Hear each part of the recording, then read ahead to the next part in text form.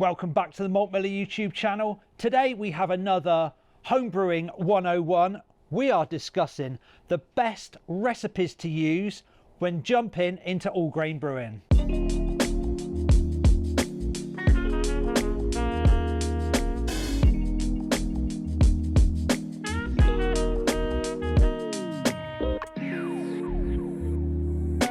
So taking the leap into all grain brewing, whether you are new to home brewing altogether and have decided that all grain is the way you'd like to go, or indeed if you're a home brewing like beer kit brewer and want to take the leap into all grain brewing, it can feel a bit daunting. There's a lot of processes, a lot of terminology, things that you feel like you want to nail, right Rob? Actually, this is a really interesting subject because I actually checked out a few other home brewing channels, as we always do, and there was one that I watched recently and they had a really interesting discussion about actually it seems more difficult to jump into all grain brewing now than it used to, just because the vast amount of equipment and different process that's involved, and it can seem so impossible to understand that it just puts you off, and actually it doesn't need to be that way at all. And what we're going to do in this video is talk you through some of the, well, three kind of beer styles that really feel appropriate and simple to get you used to the methods that are involved with home brewing, the kind of ingredients that you might be using, but also end up with beers at the end that you're going to be really proud of and that you're going to want to share with your friends and family, because after all, the big part of the hobby that we love is enjoying the end result, right? Yeah, sure, and sharing it with family and friends. Yeah.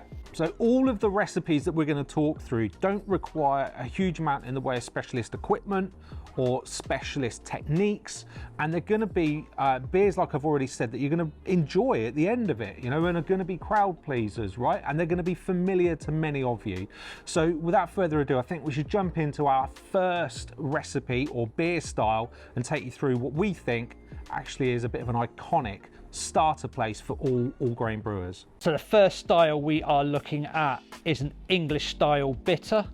Now this is a bit controversial because actually judging competitions, entering beer into competitions, this is a really difficult style to completely nail, but we're not looking at that, are we? No, it is a really difficult style to perfect, but it's also a really forgiving style to start brewing with.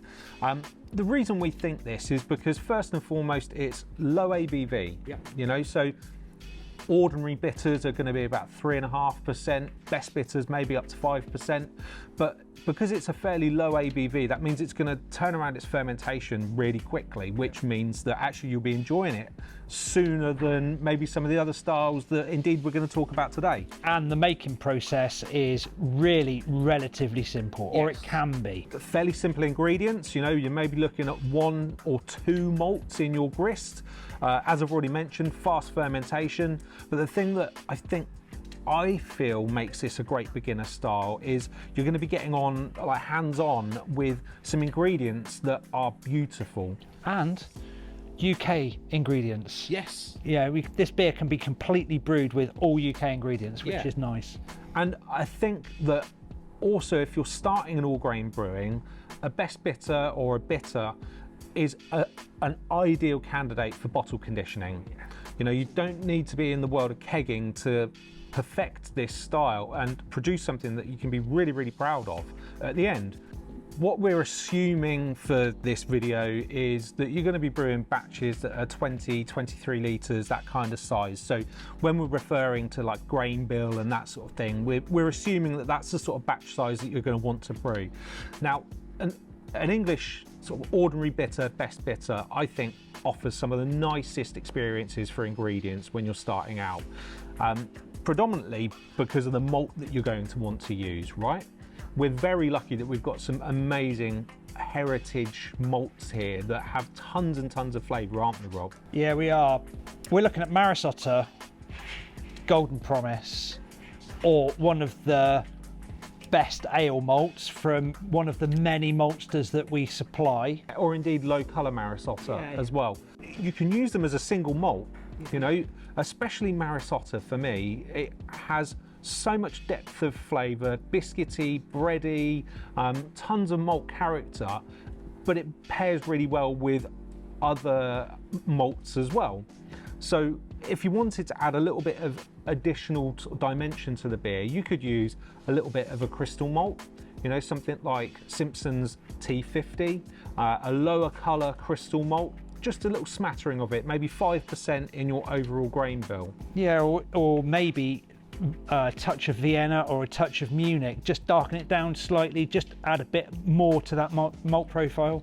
There's some lovely malts that sit in that kind of caramel category as well, that we've already mentioned, that you can try different ones to find which one works for you. But I'd say for this sort of beginner kind of recipe, you'd want to be using around about 5% of one of those malts. You know, if you were brewing a beer that's around about 4%, you'd maybe want 3.5 to 4 kilos of Marisotta or your chosen base malt, and then 5% on top of that of the kind of caramel malt that you're looking for. So what we're looking to do is a single infusion mash, just single temperature. You can mash at 65 for an hour.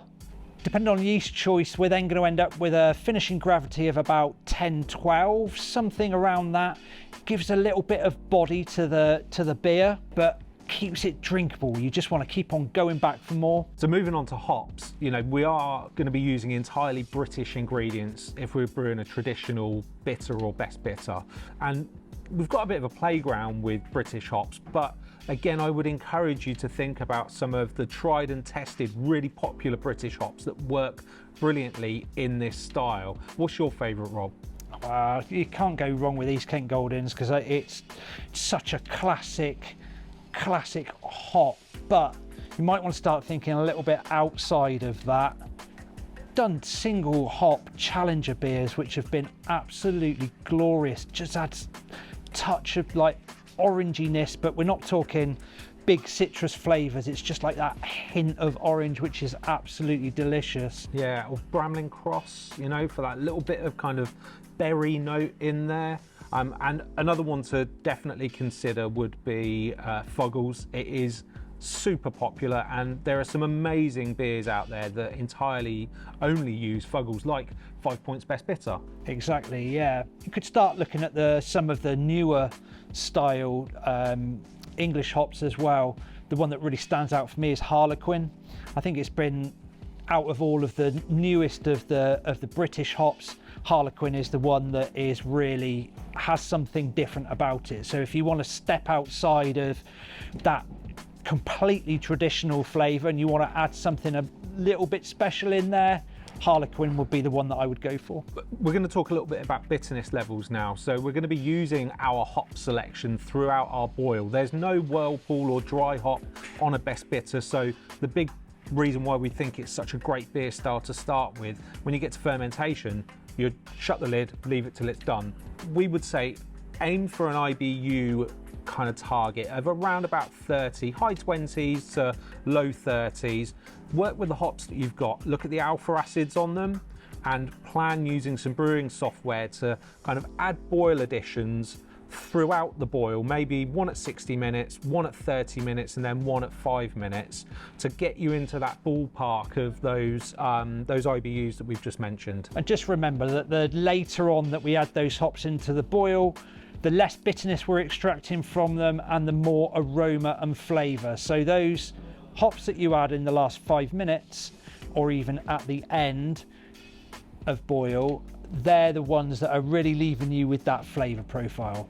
It's a great way to experience some different flavours by playing around with these. So find a recipe, work on a recipe that works for you, give it a brew, get going with it. Once you've brewed it once and you're really happy with it, then start thinking again about maybe I'm going to switch the hop out on this for a different hop and see how that shows up. Yeast choice, James. Yes. Now, all of the sort of classic English yeast strains will work. So SO4 from Fermentis, Lalliman, Nottingham, WHC Bond or Old English will all work brilliantly. I would say though, if you want to be, this sounds like I'm saying you want to be left field, but it isn't actually when we get into it. But if you want to try something that maybe is a little bit newer, try one of the yeast strains that is marketed as one of the sort of hazy New England style yeast strains, because they all have their roots in British ale strains. So one we've had great success with was actually the verdant yeast strain used in a modern interpretation of an English IPA, and it was delicious. Yeah, it was absolutely delicious, and that beer dropped absolutely clear as a bell as well. But what we're looking at here is something that, or if you are looking at something that you can get ready for drinking relatively quickly, you can't go wrong with any of the classics that you've suggested. One packet of that yeast, hold the temperature as close to 20 degrees as you can for fermentation. Once you know fermentation's done, move on to packaging, especially if you're bottling. Once it's in the bottle, leave it for a good 10 to 12 days at ambient temperature to allow that secondary fermentation to take place, and you will have a delicious bottle conditioned English bitter. So looking at our second beer selection for you to have a go at brewing, Rob, what are we talking about here? We're talking about Smash Pale Ales. Now, Smash, single hop, single malt. They're a great way to start all grain brewing for a number of reasons, but my best reason is because you're starting to learn flavour profiles. Absolutely. So we start with, just for example, we can start with extra pale Marisotto, which is an ideal base. We can then layer in the hops, single hop, and we can choose a range of them that are great single hop. Let's look at Cascade, for example. Cascade was the hop that arguably kick-started the craft brew revolution with Sierra Nevada Pale Ale, which is an absolutely amazing drink. Extra pale Marisotto layered in with Cascade, however you want through the boil. And here we can actually introduce dry hop as well, which is another dimension to your all grain brewing journey. Yeah, I think Smash, you will probably have seen this on lots of different forums and different articles that maybe you've read in your preparation to get into all grain brewing, but it really is a hugely important part of home brewing journeys, we think. You can take any low colour pale ale malt, whether that's low colour Marisotto, whether it's one of the best pale malts, indeed even one of the lager malts, get yourself maybe 4 kilos of that. It's going to get you to around about 1040-ish in terms of your starting gravity. Mash for an hour, 65 degrees. Again, you're going to end up with wort that has that balance of fermentability, but leaving enough in it to be pleasant to drink, not too thin. And then we start really focusing on the hops that we're going to use. So you probably want to be thinking again about the IBU range that you want to hit, and that will depend on the alpha acid of the hops that you're going to be using, and indeed when you add them to the boil. But again, you probably want to be aiming somewhere between 25 and 30, maybe even 35 IBUs, and layer the hops through the boil. As we've said, maybe go 60 minutes, 45 minutes, and then 0 minutes for what we call a flame out addition. Or indeed, you can also start at this point playing around with whirlpool hops. Now, we don't want to baffle everybody and talk about temperatures and what temperature to be whirlpooling at. Basically, let the boil finish, leave the wort to settle for a few minutes, maybe 10, 15 minutes, just to allow things to calm down. The temperature will drop a fair bit. Then go in with a whirlpool of maybe 50 grams of the hop that you're choosing to use. That will impart lots and lots of aroma and some flavour from those hops, and you'll start to pick out the dimensions of the hop selection that you've picked for in the finished glass, especially when you first pop the bottle or pour from a keg. You don't need any special equipment to carry out a whirlpool at all. You can literally throw the hops in and get a sanitized spoon and get the whole volume of the wort moving around in your boil kettle, and then just walk away and leave it. Yeah, leave it for a good 30 minutes before you then start chilling your wort and transferring it into your fermenter. I want to talk about dry hop because, again, dry hopping, it isn't a complicated process to do, but you are doing something in addition to maybe an English bitter recipe or some of the other recipes that we're going to allude to here, because you have to open the fermenter, you have to put the hops in, and with that comes some risk. So you need to make sure that you're thinking about sanitation, you're only cracking the lid open if you're using a plastic fermenter, just enough to get the hops in. You're not taking it off and leaving it open for ages. You just need to be really mindful that whenever you open the fermenter, you are introducing a risk of infection. That being said, it's highly unlikely that you'll get an infection from doing this. We've done it lots and lots of times before.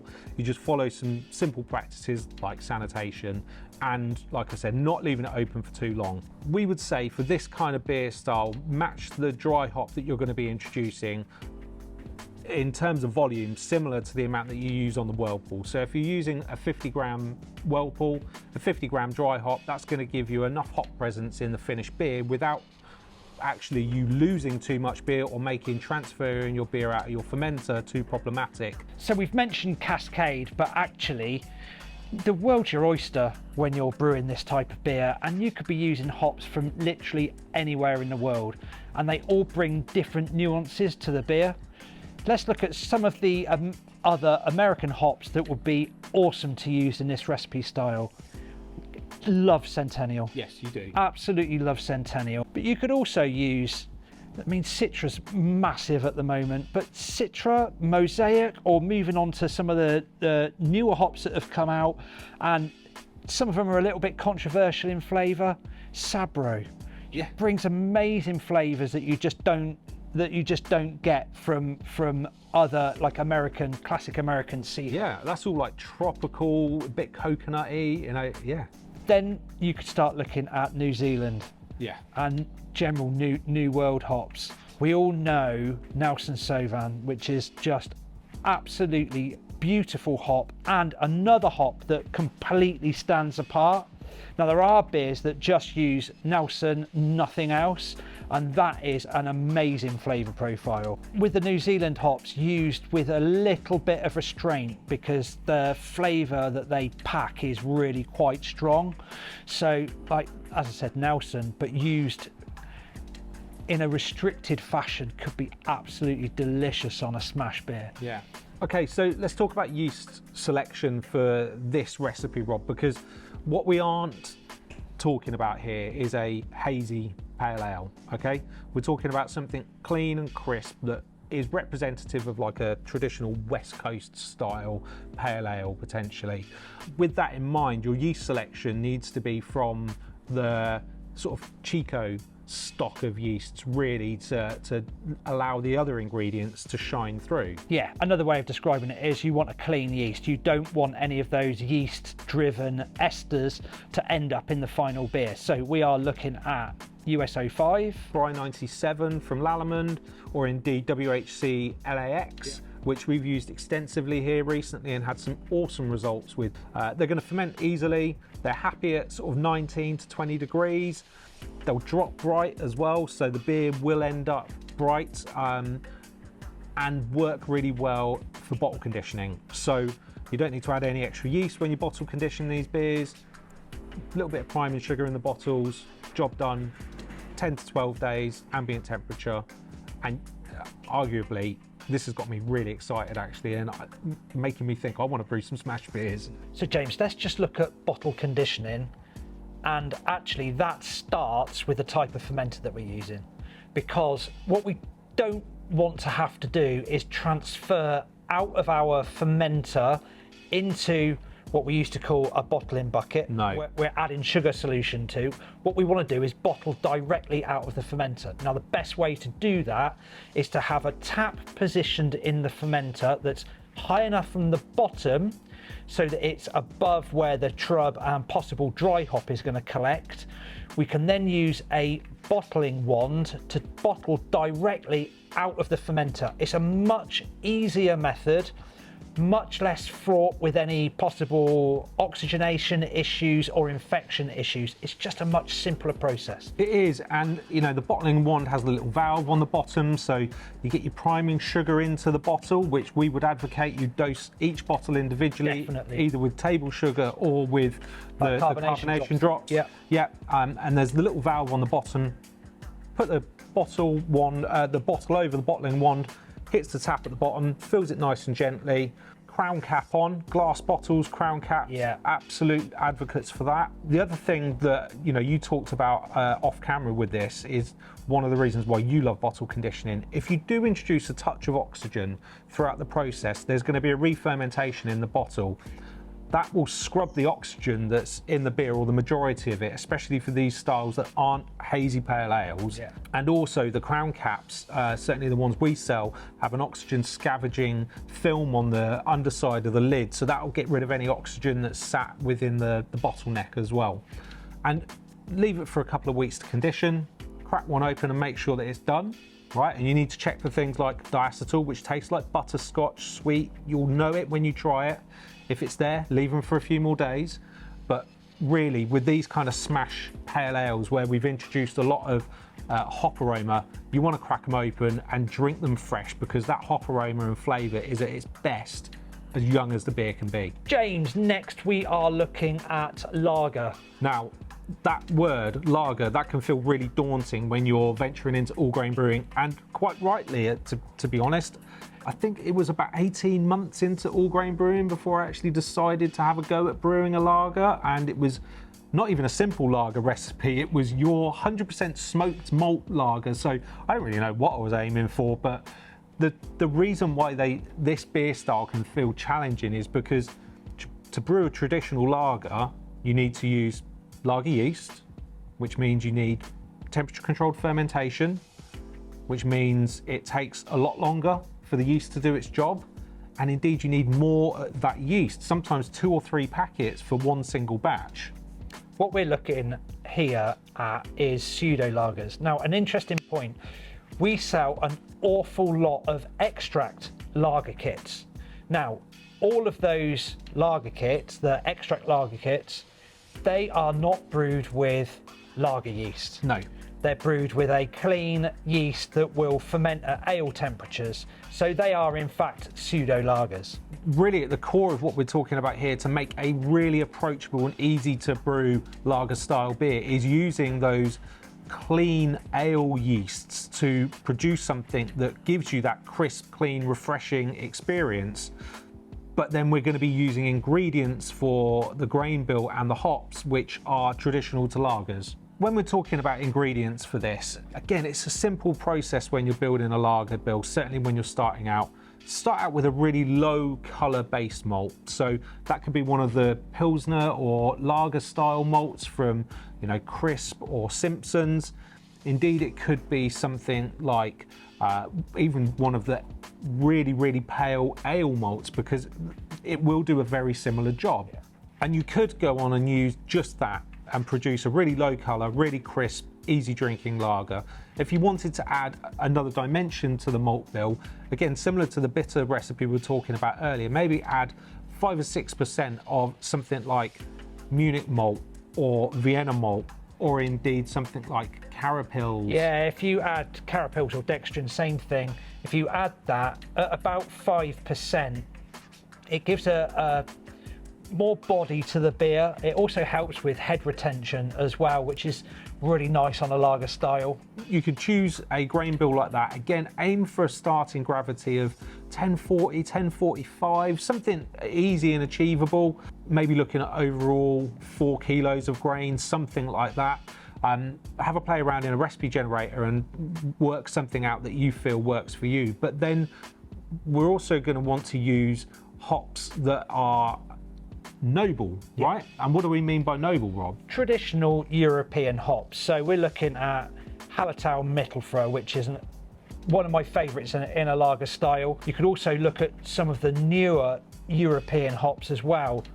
Humeln, Hallertau Blanc, Mandarina Bavaria, or go back to classic Saaz, all of which would be absolutely delicious in a lager. Yes, and please don't, when we talk about using hops in a lager style, don't forget that yes, they're noble hops and they maybe have less flavour and aroma than some of the hops that maybe appear in American pale ales. That massively shout at you and smack you around the face. But they are nuanced, they are subtle, which means that when you're using them throughout your boil, you want to think about that. So I would suggest maybe aim for 25 to 30 IBUs for this kind of style of beer, but layer those hops again throughout the boil. 60-minute addition, maybe another addition at 45 minutes, and then another addition at 0 minutes or 5 minutes. Yeah, but we're talking gentle, subtle flavours here. Yeah, balancing that hop schedule with your malt bill, it is an art, but you'll be able to do something with your first go at this that will be really, really satisfying.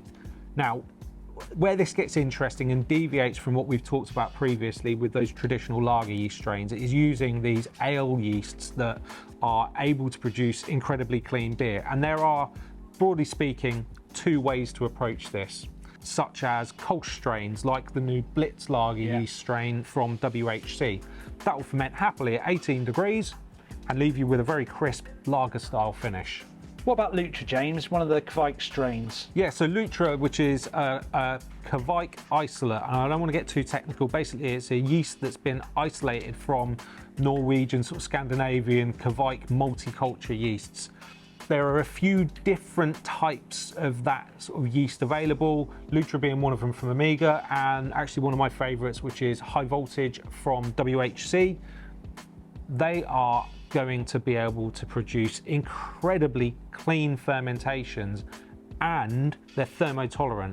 And by thermotolerant, that means they can ferment at really, really high temperatures really, really well. It's not a traditional lager, and it doesn't have the complete crispness that a traditional lager would have, but yet I've produced it in just such a short time, and that's why it's really worth doing. And the other thing with producing lagers in this method, like you just touched on there, is the speed. Yeah. So you're fermenting at warmer temperatures, which means fermentation happens quicker.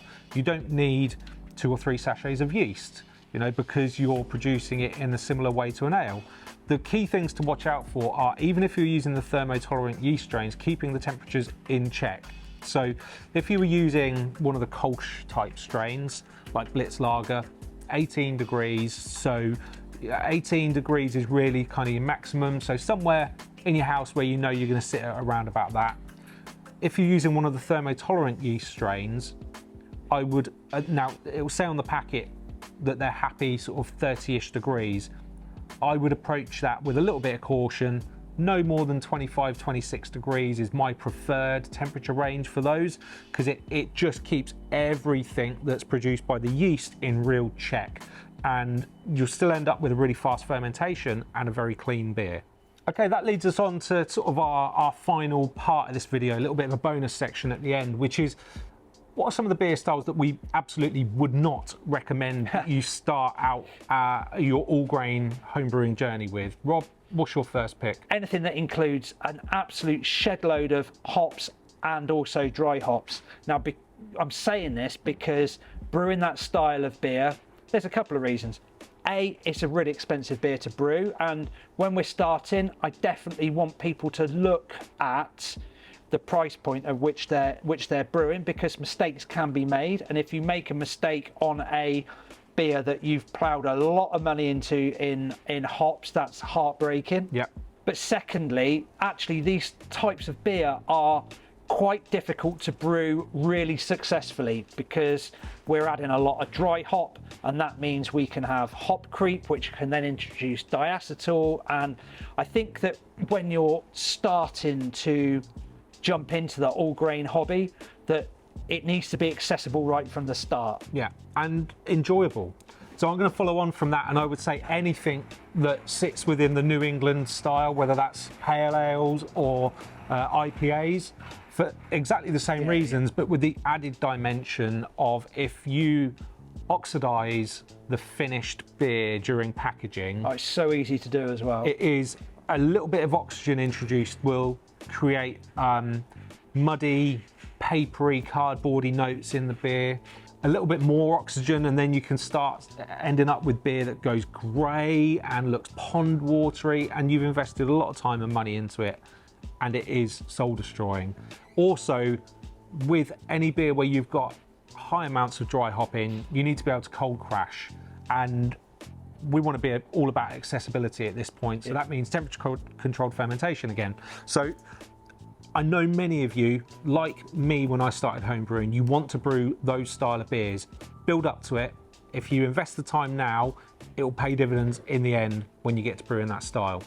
Now, one of my favourite beer styles are big imperial stouts, and I don't suggest that you start with those. No, I mean there's a huge amount of grain involved with them first and foremost, but often sugars as well that you need to add into the boil, and you know you can end up, if you've got a fairly sort of beginner friendly homebrew setup, you can't get enough into the grain to produce a 20 litre batch. You know, you might only be able to make 10 litres, and you've spent lots of money on grain and all of that kind of stuff, and then you've got to age it. It takes a long time, and we want to be drinking beer quickly. You know, we want to get it ready and enjoy it when we're brewing at the beginning of our all-grain journey. Especially when we're at the beginning of our all-grain journey, because we're excited to be able to taste the beer. And if we've brewed a style that takes a long time to mature, perhaps, then it takes some of the fun out of it if we can't drink it for 6 months. No, I mean, stouts are a great beer style to start with, you know. Absolutely. A dry stout like a Guinness clone, yeah, you know, or your twisted stout recipe. They're really good recipes, but imperial stouts, or, you know, really, really big stouts where you've got lots of other stuff going on in it, yeah. I think basically what we're saying is that at the start of your all-grain brewing journey, just be mindful of what beer you really choose to, or the first few beers, exactly what you're brewing, because what we want to do is for that beer to be really successful and relatively quick. Across all three of these recipes that we're talking about, we're not aiming for a competition winning beer. No. That's not what we're setting out to do. What we're setting out to do is practice our homebrewing trade and introducing new techniques slowly so that we can actually nail each process. What we still end up with at the end of the process is beer that we can be really proud about, and like we said at the beginning of the video, proud to share with friends and family. In summary then, Rob, we're coming to the end of the video. What's your thoughts about what we've talked about today? I think the basis and the takeout from this is, look, if you have been brewing beers from extract kits, any of the sticky beer kits, you've already got everything that you need for the cold side, everything that you need for the fermentation. Just look at the small amount of equipment that you need for the hot side to actually prepare the wort. The price point and accessibility of jumping into that now with brewing the bag systems, really simple, is absolutely fantastic. Yeah, and I'll put some links in the description below to some of our kind of beginner friendly pieces of equipment that could get you going on this. And equally, I'll put a link up here to a playlist that we've got which centers all on this. We've got some really good kind of beginner friendly all grain brewing videos where we show you how to produce wort using some of those simple brew in the bag systems. Now, if you have enjoyed this video and you're not already, please do subscribe to our channel. That really does help us out. Hit the bell for notifications so you can keep up to date with all the fun we're having here at Malt Miller HQ, and of course give this video a thumbs up. Also, if you've got questions about all grain brewing or making the switch from extract brewing into all grain brewing, drop them down in the comments section below. We'd love to hear from you. Equally though, if you are a seasoned all grain brewer, let us know in the comments below what you think would be some of your suggestions to the beginners watching this video, some of the beer styles and recipes you'd say they give a go. And of course, you can follow us on all our socials, and actually you can now join us on our Malt Miller Homebrewing Hub over on Facebook. Have a great brew. Cheers.